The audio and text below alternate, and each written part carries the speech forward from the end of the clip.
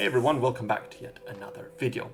I have this shot I know I want for my animated short film, which features a camera move flying in over a grass field, revealing or leading up to a large boulder in the center of the frame. Now, if you're a subscriber already here on YouTube, you know that I'm working on a film about rock climbing. So that's why the focus of this shot is a boulder. This shot will start off a new sequence in the film. So it establishes a location by flying up to this boulder, and then it's followed by some climbing attempts from my characters. Some high energy editing and quick action going on. And as you can see, I've already finished and started working on a few of these shots that's coming after it.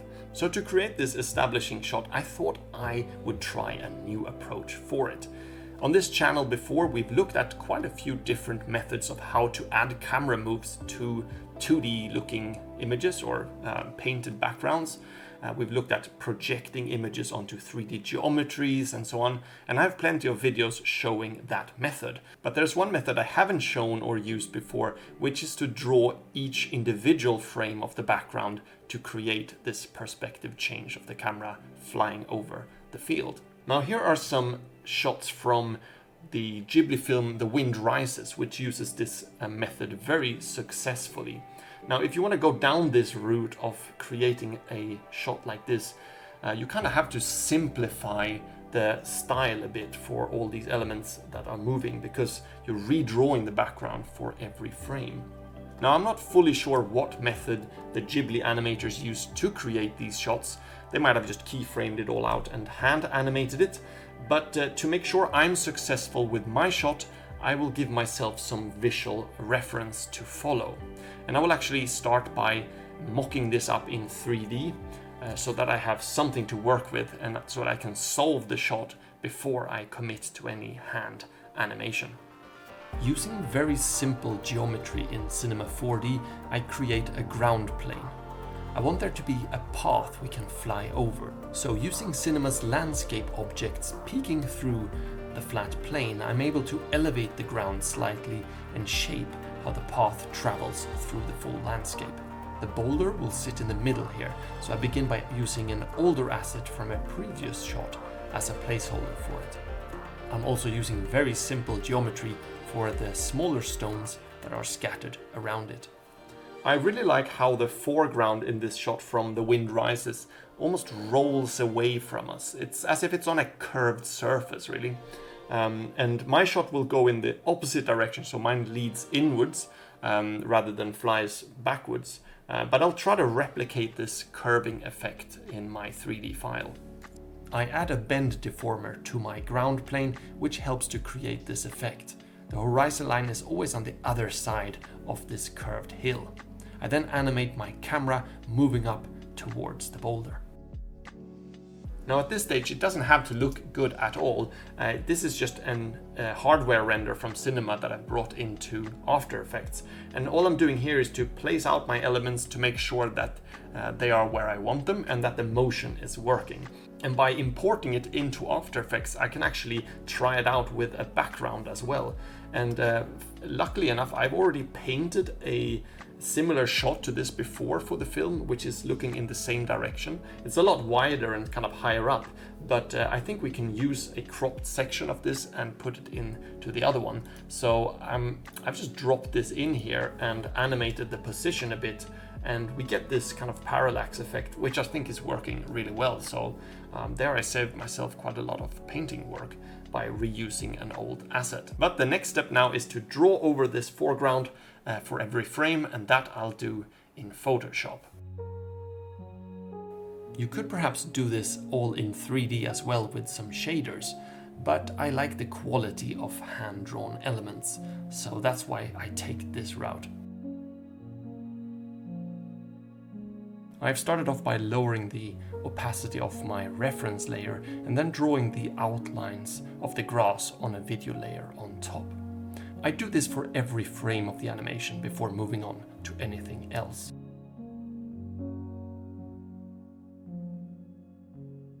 Now this might look tedious. I find though that time-consuming things are not too bad once you get into the flow. It's like watching a few YouTube videos to get this done, which I'm sure we all easily put our time into without even considering it as time consuming. After the outlines are done, I colored the different elements of the scene for every frame as well.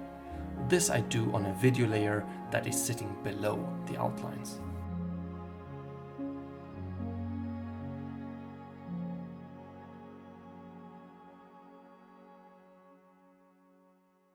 Now I only have to animate the foreground in this way, so the stones here and the far background will be just flat cards that only need to be animated or painted once.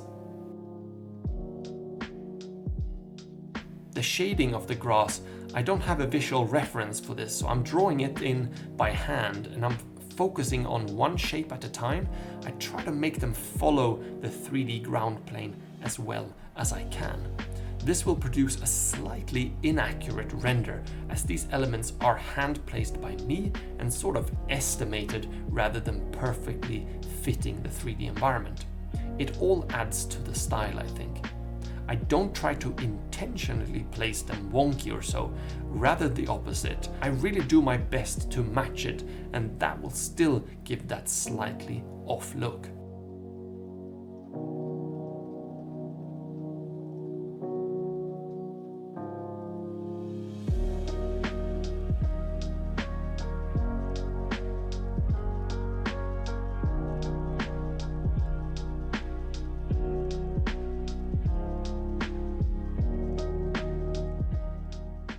Alright, I think it's looking quite alright.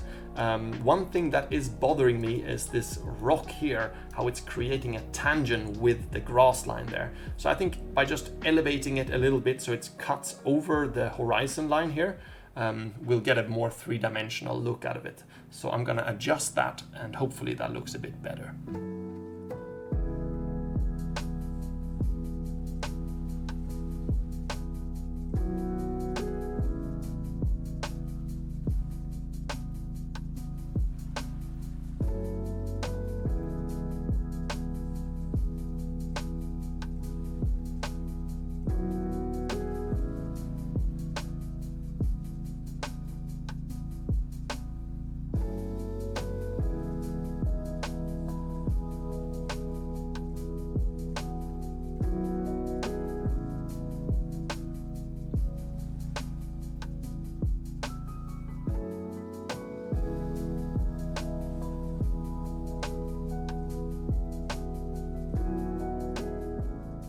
So this is the finished foreground animation, so the hand-drawn part. I like how this rock turned out now, how it's cutting above the edge of the horizon. I think that looks a lot better. Now we can start to define the rock in the center and the far background. So we have those as animatic layers already, but I want to redefine how this rock looks because I think it's just an old 3D asset that needs some definition and some painting love. So that'll be my next step, and then maybe we touch up the far background as well, or maybe it can be left as it is. We'll see. So let's jump into painting this rock here in the middle, and also these placeholder ones that's laying around on the field.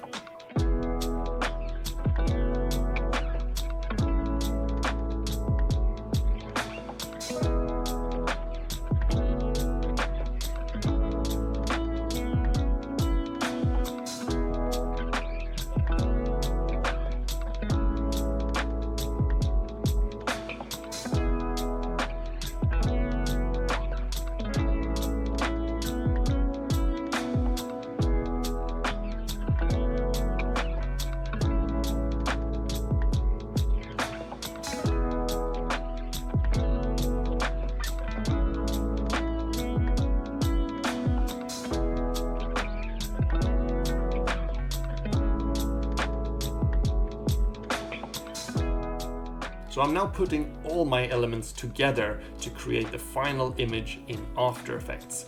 And we have, first of all, the foreground animation, which is this layer on top of everything, which we animated in Photoshop. And then we have the stones, which are these here, and they only have a 2D flat kind of scale and position animation to them in After Effects here, so not a lot going on there really. It's very quite a basic animation because it's just one picture that we're scaling on. And we do the exact same thing for the background as well, which sits behind it. So that's also just panning from one side to the other. But when we put all those elements together, we get this animation that feels like we're flying in over this field, over this road up to the boulder. So I'm really quite happy with how this one turned out. Let me know what you think about this method of using a 3D model to start off with and then draw those hand-drawn frames on top of it. I think it's quite a smart way to create this look. It's a very challenging thing to just do these by hand straight up. So I think having this 3D reference definitely speeds up that process a lot. It is a little bit time consuming to draw all the frames on top of the 3D render, but hey, so is many other things as well. Make sure to check out my other videos on this channel where you can see methods of using projection and camera mapping to create a similar effect like this, as well as head over to my Patreon where you can find a lot more content and in-depth tutorials on how to create some of these methods. So check that out, there's a link below, and big thanks to all of you who already are subscribed to my Patreon page. Do subscribe here on YouTube too, and I'll see you guys in the next video.